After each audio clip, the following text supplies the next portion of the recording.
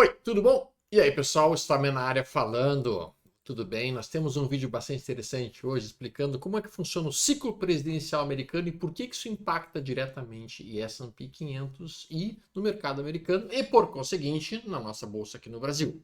Vamos falar um pouquinho sobre isso. Meu nome é Alexandre Volvax, eu opero no mercado desde 1998. Já operei praticamente tudo que se mexeu nessa vida, menos o mercado de batatas no Iraque, que eu ainda não cheguei a operar lá ainda. Não se esqueça de deixar um like, não se esqueça de compartilhar com os amigos de vocês esse vídeo e nós vamos então falar um pouquinho sobre isso. O que é o ciclo presidencial americano? Bom, existe uma coisa que os americanos fazem muito é buscar estatística de tudo que eles estão desenhando ou entendendo. Então existe um site que observa qual foi o retorno histórico anual do S&P 500 desde 1896. A partir disso, eles constroem estatísticas e conseguem observar ciclos. A teoria do ciclo presidencial americano é a seguinte: o presidente se elege e no momento em que ele se elegeu, ele tem que tomar uma série de medidas para colocar a economia no prumo. São economias antipopulares, mas que usualmente colocam a economia americana no prumo. E durante aquele primeiro ano após a eleição, o retorno do S&P 500 é baixo.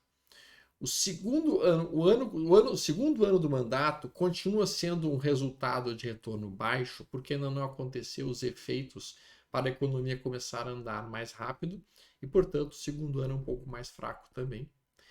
E o terceiro ano do mandato de um presidente, o presidente começa a tomar medidas mais populares, medidas que vão fazer com que a economia ande mais solta, para que quando chegue no quarto ano as pessoas estejam gostando do mandato dele e queiram reelegê-lo. Então, o terceiro ano, ou seja, o ano anterior a uma eleição presidencial americana, costuma ter um resultado, um retorno muito elevado, um retorno percentual muito alto. Eu vou colocar aqui na tela bem rapidinho, só para vocês enxergarem o que eu estou tentando falar aqui a respeito. Isso aqui é S&P 500, que neste momento já trabalha do início do ano até agora com uma movimentação de alta de 11,33%. Mas eu quero mostrar aqui esse site, que é o site que tem basicamente o retorno histórico do S&P 500 anual. Veja que esse aqui é o retorno histórico anual. A gente consegue fazer inclusive o download dos dados históricos, exportar as imagens. E aqui então a gente tem os diferentes modelos. E aqui cada um até por presidentes, a gente consegue olhar isso. Mas o que interessa ao nosso cenário especialmente é olhar isso aqui, que é o ciclo presidencial americano. No ano após a eleição, costuma ser uma alta de 6,7%. No segundo ano, 5,8%. E o terceiro ano, após a eleição, 16,3%. Existe uma diferença significativa muito grande, sendo o terceiro ano após a eleição o melhor ano de desempenho para o mercado americano, tanto no S&P 500 quanto no QQQ. Dito isso, nós, ano que vem, teremos a eleição americana, 2024, temos uma eleição de presidentes americanos, e por isso que eu estou com uma ideia de um bull market para o mercado americano. Por isso que eu olho o mercado americano nesse momento com o conceito e com a ideia de que nós teremos um bull market este ano. Também porque a gente está olhando uma série de cenários. Sim, as pessoas estão preocupadas com o aspecto da inflação lá, sim. Mas o fato é que provavelmente o Fed não deve subir muito mais a taxa de juros, talvez mais 0,25, chegando até 5,5, mas não muito mais do que isso. E a partir do final do ano, eu já observo, a partir de novembro, dezembro, até a possibilidade de um recuo na taxa de juros, porque alguns núcleos de inflação já começam a ceder, e mais do que isso, a ideia da inteligência artificial aumentando a produtividade das empresas e reduzindo a necessidade pessoal, produzindo algum tipo de desemprego, faz com que a demanda caia e a oferta aumente. Isso equilibra a inflação e conseguiria por si só, talvez, resolver a inflação americana sem a necessidade de novas elevações de taxa de juros lá.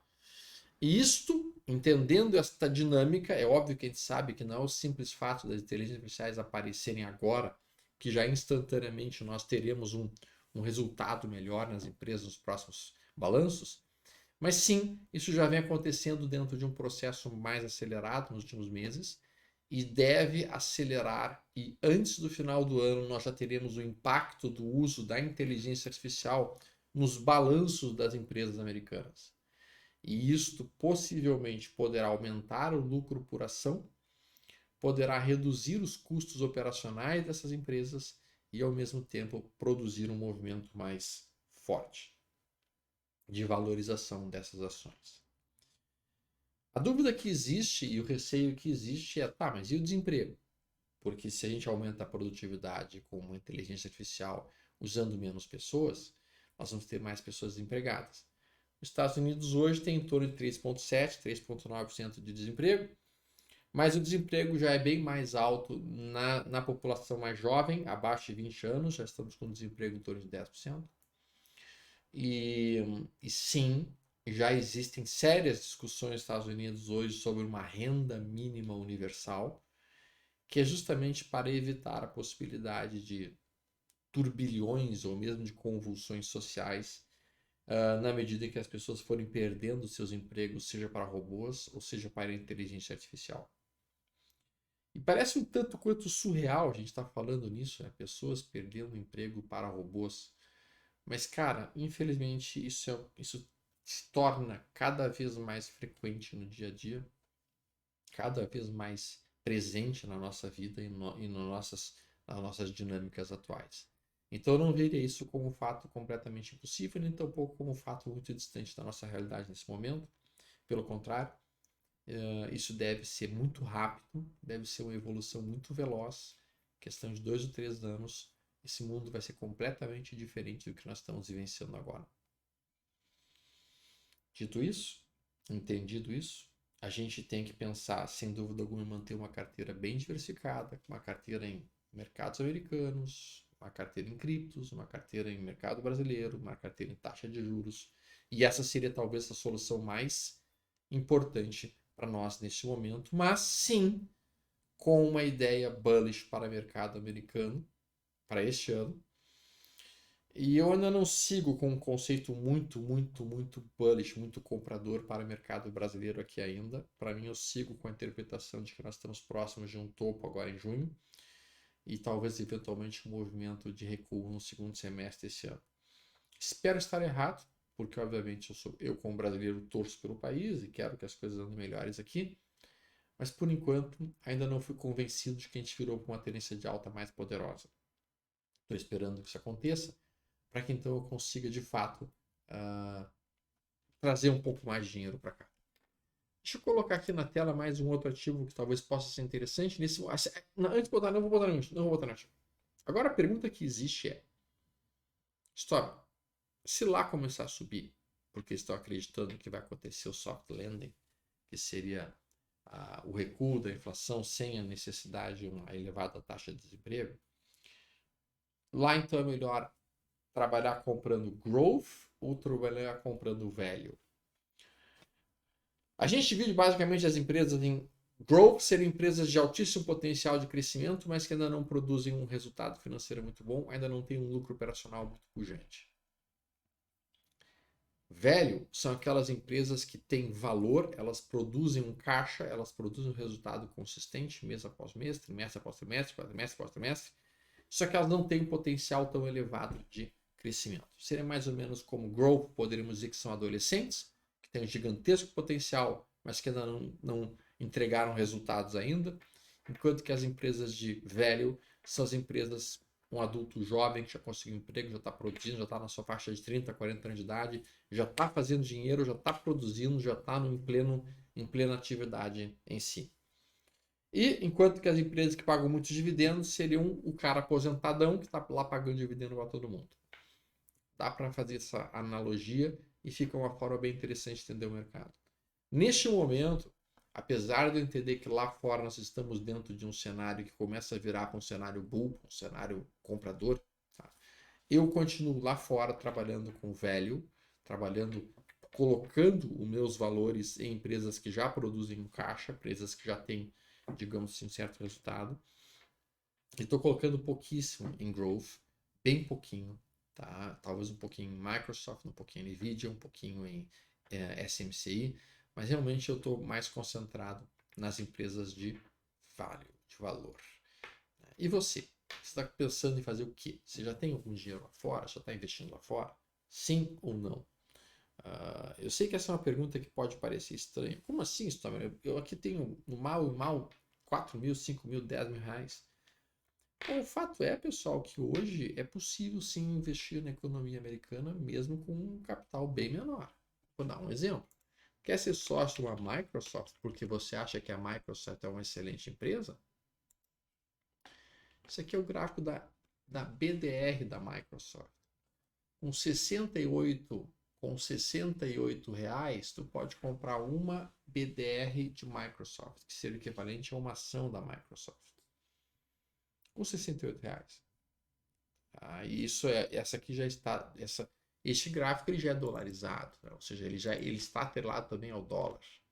Então, sim, é possível a gente compondo algum capital nosso, já dolarizando ele, e já inclusive estando relacionado a empresas do exterior. Eu gosto da Apple. Apple 34 é a BDR da Apple 34. Então, sim, é possível aqui, ó, R$ 43, R$ 44, R$ 50.